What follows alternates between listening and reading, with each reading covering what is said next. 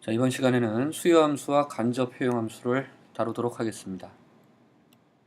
목차를 살펴보면 수요함수란 무엇인가, 간접 효용함수란 무엇인가, 그리고 구체적으로 효용함수가 주어질 때, 즉 선형의 효용함수, 콥-더글라스 효용함수, 레온티에프 효용함수가 주어지는 경우에 수요함수와 간접 효용함수를 살펴보도록 하겠습니다. 자, 수요함수란 주어지는 예산 제약 하에서 효용을 극대화하게 되는 상품 묶음을 선택하게 되는데, 그때 그 각 상품들마다 구체적으로 가격과 소득에 대해서 최적의 선택량은 어떻게 되는지를 표현하는 것입니다. 즉, 주어진 가격과 소득 하에서 효용을 극대화하는 각 재화들의 선택량을 표현하는 것이 각 재화들의 수요함수가 되는 것입니다. 아래쪽에 예산집합이라는 것은 주어지는 가격과 소득으로서 내가 선택할 수 있는 상품 묶음들은 어떻게 되는지를 표현하는 것입니다. 보통 그래프를 그리면 그 예산선을 그리고 X축과 Y축으로 이루어지는 그 삼각형의 모양을 이야기합니다. 간접 효용함수란 효용을 극대화할 때 최적의 선택량을 알려주는 수요함수를 얻게 되면 이 수요함수를 효용함수에 대입해서 내 효용을 가격과 소득으로서 표현하는 함수입니다. 구체적으로 선형의 효용함수, 콥-더글라스 효용함수, 레온티에프 효용함수가 주어져 있는 경우에 수요함수와 간접 효용함수를 구해보도록 하겠습니다. 첫 번째, 선형의 효용함수가 주어지는 경우, 즉 X재화와 Y재화로 이루어지는 상품 묶음에 효용을 부여할 때 알파-X 플러스 베타-Y로 주어진다면 선형의 효용함수라고 합니다. 이때 효용을 극대화하는 방법은 원당 한계 효용을 구분하는 것인데, X재화의 원당 한계 효용은 PX분의 알파, 알파라는 것은 X재화의 한계 효용입니다. 또한 Y재화의 원당 한계 효용은 PY분의 베타로 구할 수 있습니다. 효용함수에서 Y재화의 한계 효용은 베타라는 것을 알 수가 있습니다. 그 경우 X재화의 원당 한계 효용이 Y재화의 원당 한계 효용보다 높은 경우에는 X재화만을 선택하게 됩니다. 그때 선택하는 방식, 곧 X재화의 수요함수라는 것은 내 모든 소득을 X재화에만 지출하는 것입니다. 따라서 X의 선택은 PX분의 M이 되고 Y의 선택은 0이 됩니다.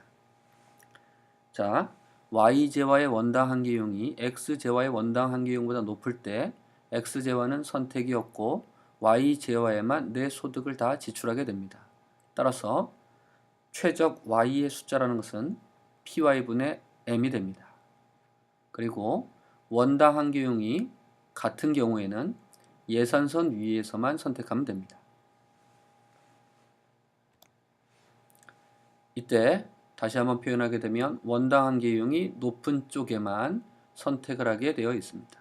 X재화의 원당 한계용이 Y재화의 원당 한계용보다 높을 때 X재화의 최적 선택은 PX분의 M이고 Y재화의 선택은 0입니다. Y재화의 한계용이 X재화의 한계용보다 원당 한계용보다 높은 경우에는 X재화의 선택은 0이고 Y재화의 최적 선택은 PY분의 M이 됩니다. 그런데 이때는 수요함수라는 표현을 하지 않습니다. 왜냐하면 원당 한계용이 같을 때는 예선선 위에서만 선택하게 되므로 X를 0개를 선택하든지 모든 내 소득을 X재화에만 써도 됩니다.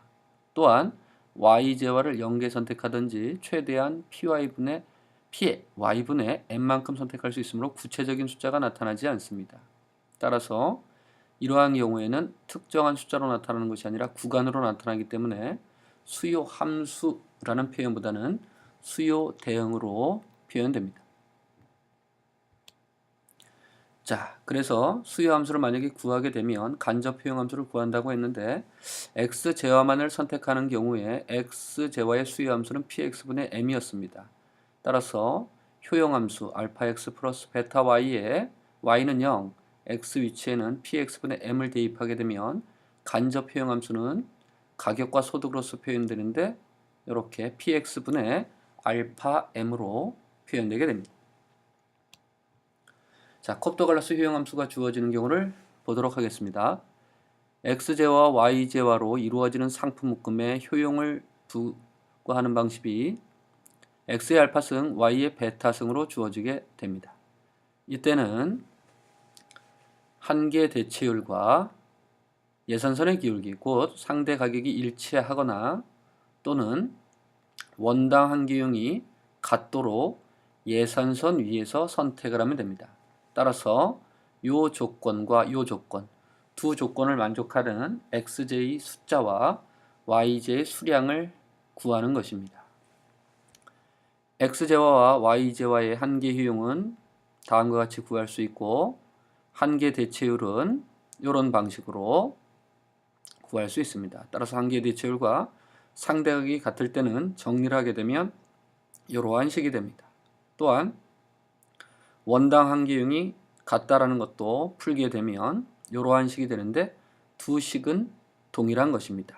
거기에 공통점을 찾게 된다면 x제와의 지출 금액과 yj의 지출액의 비율이 알파 대 베타라는 것입니다. 따라서 예산선 위에서 각 제와의 지출을 알파 대 베타로 하게 된다면 효용을 극대화하게 됩니다. 따라서 두 식을 연립해서 풀게 되면 x의 숫자는 이런 식으로 yj의 숫자는 이런 식으로 표현됩니다. 따라서 이것을 x의 수요함수, 요놈을 y의 수요함수라고 합니다. 결국 콥도갈라스 효용함수에서는 예산선 위에서 각 제와에 대한 지출 비율을 승수인 알파 대 베타의 비율로 지출하면 효용을 극대화하게 됩니다. 자, 각각의 수요함수를 구하였으니까 우리는 그 수요함수를 효용함수에 대입하여 간접 효용함수를 표현할 수 있습니다. 간접 효용함수라는 것은 각 제와의 가격과 소득으로서 내 효용을 표현하는데 x제와의 수요함수를 x 위치에다 대입을 시키고 y제와의 수요함수를 y에 대입을 시키면 이러한 형태로 표현이 됩니다. 이것이 곧 콥도갈라스 효용함수의 경우에 효용을 극대화하게 될 때의 간접 효용함수가 되는 것입니다. 마지막으로 레온티에프 효용함수를 살펴보도록 하겠습니다. 레온티에프 효용함수를 보게 되면 이런 식으로 표현되는데 주의해야 되는 것은 x제와는 알파계, y제와는 베타계에 있을 때 최적 선택을 하게 됩니다.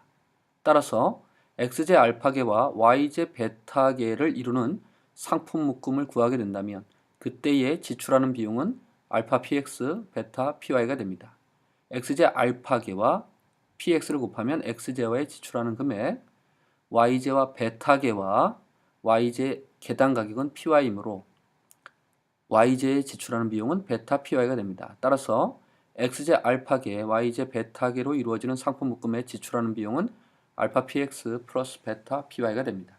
따라서 이러한 지출 금액을 가지고 내 소득을 다 쓴다면 x제 알파계와 y제 베타계로 이루어지는 상품 묶음을 이러한 개수만큼 구입할 수가 있습니다. 따라서 그러한 개수만큼 상품 묶음을 구입하게 된다면 그 상품 묶음마다 x제와는 알파계씩, y제와는 베타계씩 들어가 있으므로 x제와의 수요함수와 y제와의 수요함수는 다음과 같이 표현되게 되는 겁니다. 따라서 레온티에프 효용함수에서 효용을 극대화하는 최적 선택은 x제 알파계, y제 베타계를 지출할 때의 금액으로 몇 개의 상품 묶음을 선택할 수 있는지에 달려 있는 것입니다. 따라서 x의 수요함수, y의 수요함수를 구했으므로 레온티에프 효용함수의 간접 효용함수를 구하게 되면 각각의 x와 y에다가 수요함수를 대입하게 됩니다. 따라서 간접 효용함수는 다음과 같은 꼴이 되는 것입니다. 수고하셨습니다.